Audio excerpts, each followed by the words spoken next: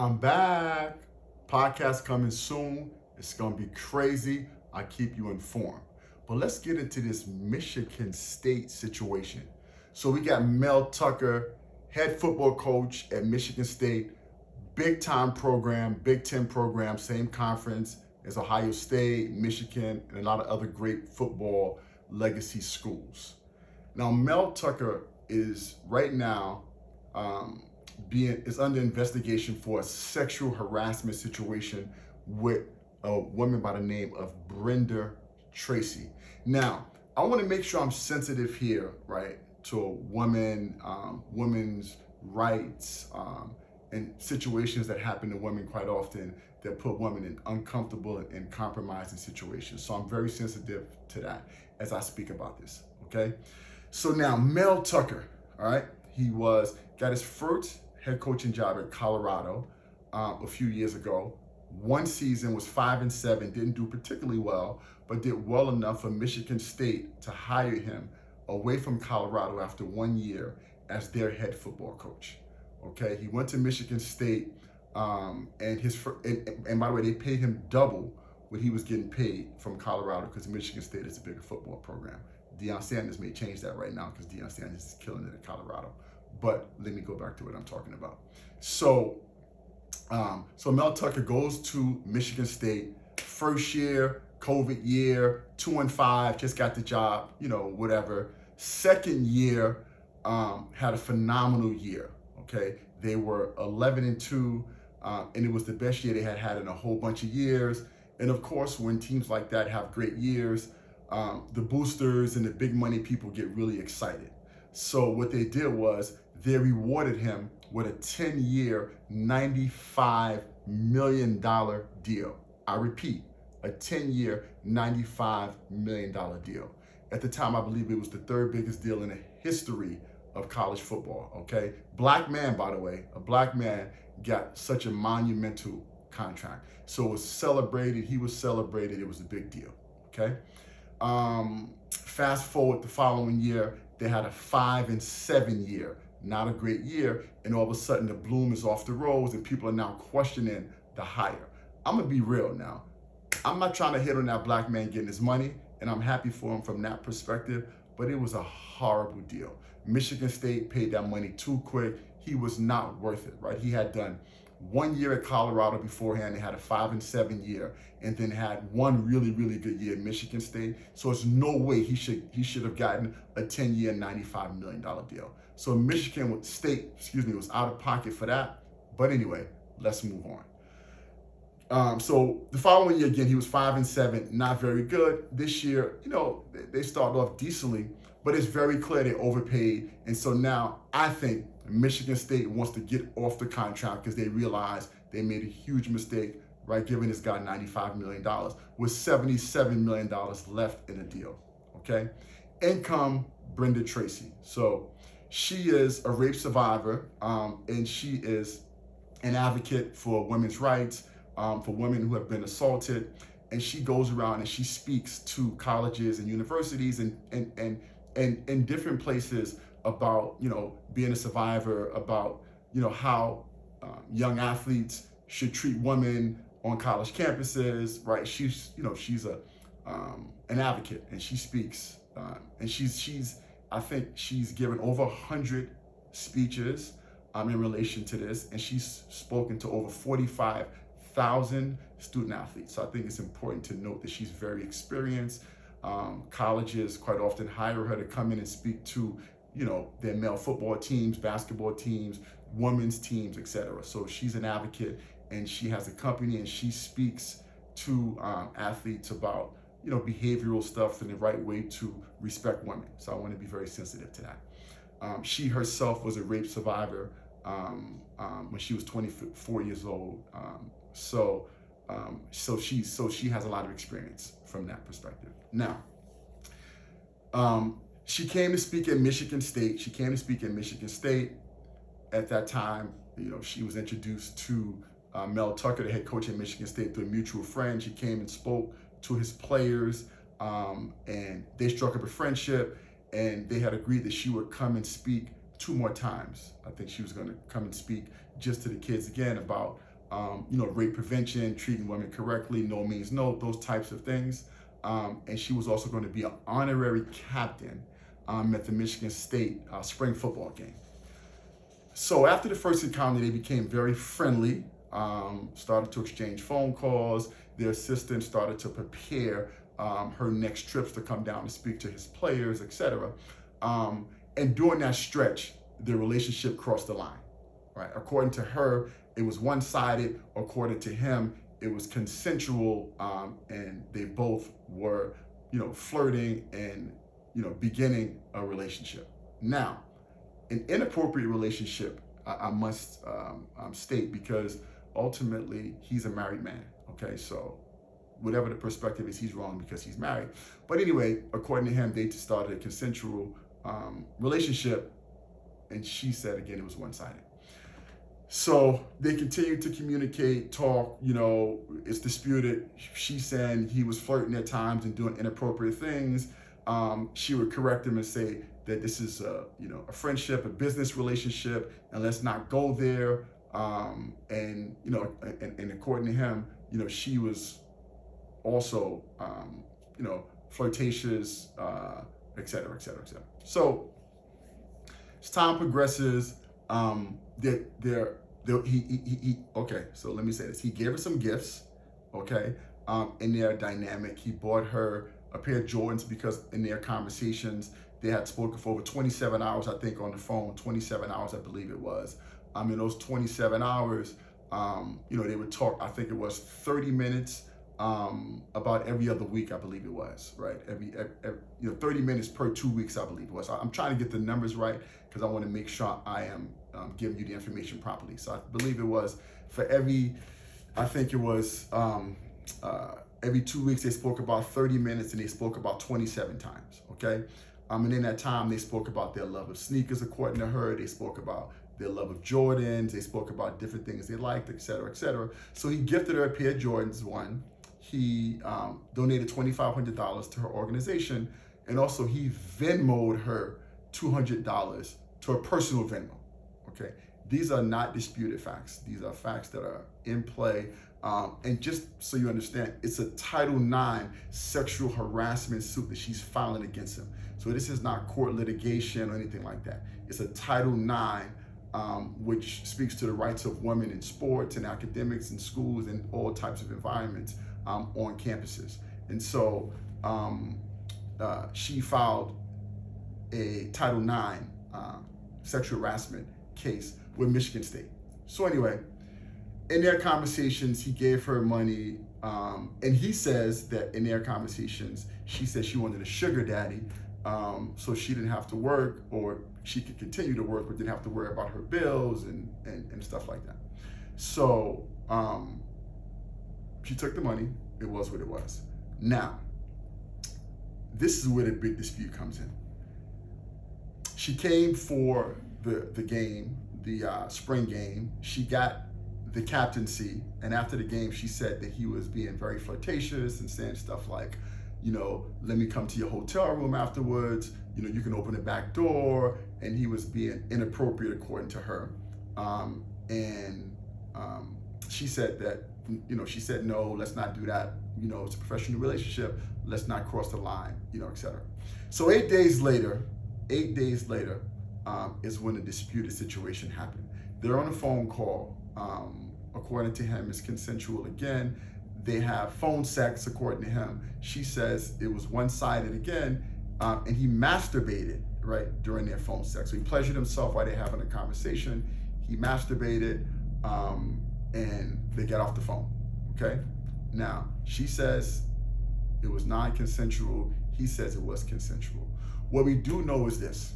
They were on the call, okay? She sent them a picture of them at the spring game, okay? When she sent them the picture, again, which is, fine, she sent them a picture. He then commented on how he liked to wear her butt look. He was an ass guy. He liked to wear ass look, whatever. And then during that conversation, he masturbated, okay, while they were talking. She says that she froze while he masturbated. She froze, and she stayed on the line for minutes as this was happening, as they were talking. And then after he finished, he said to her, thank you, sweetheart, I believe it was. And again, according to her now, this is not, this is not disputed. He said thank you to her, and she said, yeah, and hung up. And then she said she, looked at the phone and cried and felt like, a person that she trusted as a friend, and he understood some of the things that she had suffered and went through, would take advantage of her in that situation. So she was, very emotional, etc. Now, again, he felt like it was consensual. She felt like it wasn't. Okay. And afterwards, then after that situation, he kind of ghosted her. She didn't come back for the third session that she was to come speak to the student athletes about. And then she thought about it, and then she decided eventually that she was violated, and she wanted to file a claim with Michigan State. Now, that's kind of an overview of the facts. I was trying to give you guys all the information so you understand kind of where it currently stands. So right now, the information is in evidence. There's a hearing that happens between October 3rd and 5th of this year. And that's where Michigan State will determine how they move forward with Mel Tucker as I'm sure he will not be their football coach, but the question that we have here is $77 million in money that's owed to Mel Tucker. So now, I want to be sensitive here, right? So my question one to her is, okay? So first of all, Mel Tucker, let me digress for a second. Mel Tucker's fucked up, right? The guy's married, obviously. He shouldn't be having an extramarital situation.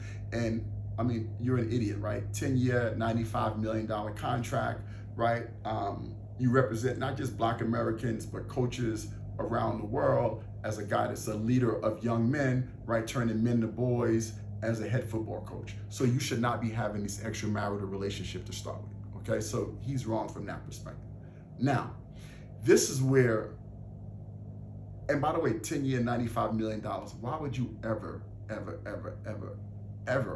put that in jeopardy? 95 million, what the fuck are you doing, dogs? And then if you are gonna have a relationship, why do it with somebody who you're working with in that dynamic, right? It's just, he's idiotic for doing what he did. Let me start by saying that. But now, there are three things about this situation that I find, I don't want to say disturbing, but that I find concerning, right, from her side, all right? Now listen, I want to be sensitive here again, okay? But one, she took the $200 on her personal account, okay? The pair of Jordans could have been a gift, okay? The $2,500 to her organization, look, again, could have been a gift from him to her organization. She was coming speaking to his players, etc. I'm cool with that. But she had to give him her personal Venmo for the $200 additional dollars, okay? What is that for, right? What is the $200 additional dollar payment for, okay?